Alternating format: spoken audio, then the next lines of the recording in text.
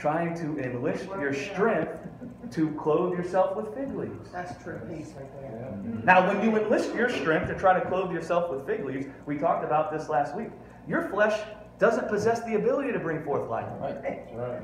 And so if you enlist this flesh to try to bring forth life, and then clothe yourself with the life you can bring forth, you're only going to bring forth the fruit of death.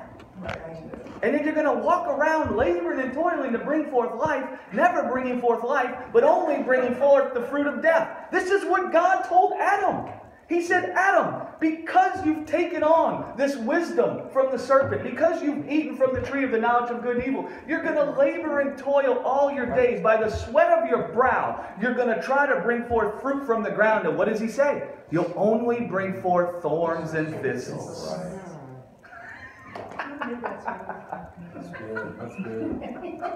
You see, so we have all this stuff where, we talk about, you can have a heart transplant and a brain transplant and all those kinds of things. And you can have some of those kinds of things in a physical kind of way. But God come to do a heart transplant in the sense of what we believed in our heart. Right. Yes. So that he could do a mind transplant and we could begin seeing God in ourselves the way Jesus did. That's what Paul talks about when he says we have the mind of Christ. Right.